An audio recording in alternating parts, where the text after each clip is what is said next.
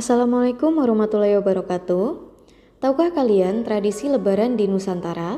Bagaimana cara kalian merayakan Lebaran setiap tahunnya? Ternyata ada banyak sekali tradisi Lebaran yang unik di Nusantara. Mari kita bahas satu persatu. Pertama, kita akan membahas tradisi Lebaran di Sumatera. Batobo, Riau. Bagi warga masyarakat asli Riau pasti tidak asing dengan tradisi ini.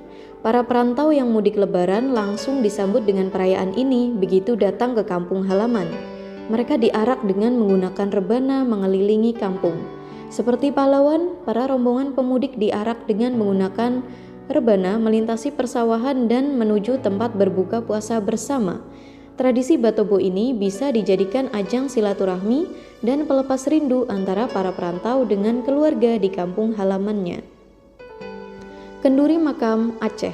Tradisi yang turun-temurun dilakukan oleh warga desa Pasi di Kabupaten Aceh Barat ini diperingati di hari ke-12 setelah perayaan Hari Raya Idul Fitri. Warga akan melakukan ziarah dan makan kenduri bersama di lokasi pemakaman tempat keluarga dikebumikan. Orang yang menghadiri ritual kenduri membawa beraneka macam masakan nasi dan aneka kue khas Aceh untuk dimakan bersama usai rangkaian acara. Ronjok Sayak atau bakar gunung api Bengkulu.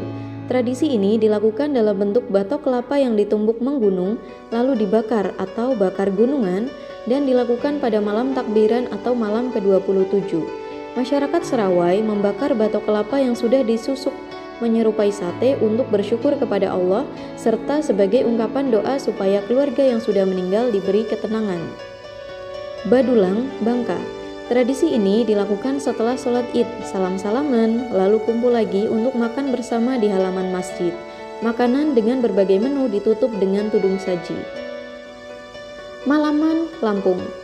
Malaman dilakukan pada malam takbir, sehari menjelang Idul Fitri. Anak-anak dan remaja laki-laki akan menyusun batok-batok kelapa di halaman rumah mereka hingga menjulang setinggi 1 meter bahkan lebih. Menjelang Lebaran akan ada banyak batok kelapa yang tidak terpakai sisa masak rendang. Usai disusun, kemudian dibakar hingga api tampak menjulang dan anak-anak bersorak kegirangan.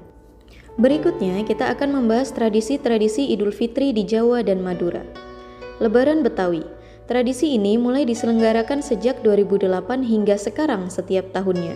Diisi dengan berlebaran ala masyarakat Betawi sekaligus menikmati atraksi kebudayaan dan masakan khas Betawi seperti kerak telur, soto Betawi, dodol, dan lain-lain. Ngadongkapkeun, Banten. Acara ini dilakukan pada saat setelah sholat Idul Fitri, merupakan ucapan persembahan doa sebagai rasa syukur kepada Allah dan dilanjutkan dengan sungkeman kepada yang lebih tua. Grebeg Syawal, Yogyakarta, merupakan ritual yang dilakukan pada 1 Syawal atau bertepatan pada hari pertama Lebaran dengan membawa gunungan lanang ke Masjid Gede Keraton Yogyakarta. Di sini akan disajikan gunungan yang terdiri dari hasil bumi seperti sayuran, buah, nasi, dan kacang-kacangan yang disusun mengerucut layaknya sebuah gunung dan diarak oleh abdi dalam mengelilingi kawasan keraton, alun-alun, dan Masjid Agung. Gunungan merupakan simbol sedekah Sultan kepada rakyat Yogyakarta dan nantinya gunungan tersebut akan didoakan serta dibagikan. Pawai Pegon, Jember, diadakan pada hari Lebaran ke-7 dengan cara gerobak ditarik oleh 2 ekor sapi yang dihiasi dengan janur kuning. Masing-masing gerobak terdapat 1 keluarga yang membawa ketupat beserta lauknya yang berasal dari hasil bumi. Tempat tujuannya adalah pantai sebagai lokasi agenda makan bersama dilaksanakan antar warga. Telasan Topak atau Lebaran Ketupat, Madura, dilaksanakan pada hari ke-7 setelah Hari Raya Idul Fitri dengan memakan ketupat bersama. Uniknya, perempuan di sana mengantarkan makanan ke tempat orang yang lebih tua dengan meletakkannya pada nampan di atas kepala. Ketiga, kita akan membahas tradisi-tradisi Idul Fitri di Bali dan Nusa Tenggara. Ngejot, Bali. Tradisi membagi-bagikan makanan kepada para tetangga sebagai rasa terima kasih. Makanan yang diberi kepada tetangga sudah dalam bentuk siap saji dan kue serta buah-buahan. Perang Topat, Lombok. Tradisi ini dilakukan setelah 6 hari Idul Fitri. Dilakukan dengan cara saling melempar ketupat. Ditujukan sebagai ungkapan rasa syukur. Dalam tradisi ini, warga akan saling melempar ketupat seusai berdoa dan berziarah di makam Loang Balok di kawasan pantai Tanjung Kranag dan makam Bintaro di kawasan pantai Bintaro. Mereka percaya melempar ketupat akan mengabulkan doa. Perang ketupat ini merupakan simbol kerukunan umat Hindu dan umat Islam di Lombok yang diikuti oleh umat Islam dan Hindu. Bakar Ilo Sanggari, NTB, merupakan tradisi dibuatnya lentera sebelum Idul Fitri. Lentera dibuat dari bambu dan dililit minyak biji jarak. Lentera ini dibuat untuk dibakar dan dipasang di sekitar rumah. Masyarakat NTB percaya bahwa dengan menyalakan lentera, malaikat serta roh leluhur akan datang dan memberi berkah saat lebaran. Terakhir, kita akan membahas tradisi-tradisi Idul Fitri di Sulawesi, Kalimantan, dan Maluku. Meriam Karbit, Pontianak, diselenggarakan pada saat malam takbiran. Warga yang tinggal di sekitar tepi Sungai Kapuas akan membuat meriam karbit berukuran besar. Festival Meriam Karbit sudah menjadi ajang perlombaan tahunan tiap lebaran tiba.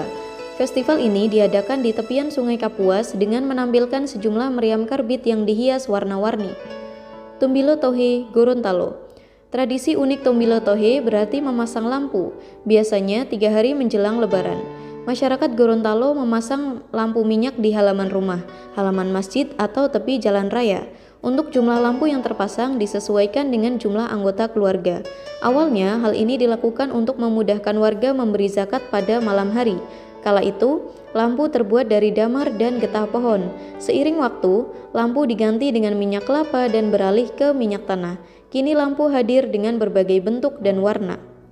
Pukul Sapu, Maluku, tradisi unik Idul Fitri yang cukup ekstrim, mempertemukan 2 kelompok pemuda dari desa Mamala dan Morela yang akan saling memukul sapu. Sapu terbuat dari lidi pohon enau. Tradisi ini sangat ampuh untuk merekatkan persaudaraan antara 2 desa. Nah, bagaimana teman-teman? Sangat banyak bukan tradisi merayakan Lebaran di Nusantara? Menurut kalian, mana yang paling menarik dari tradisi-tradisi itu?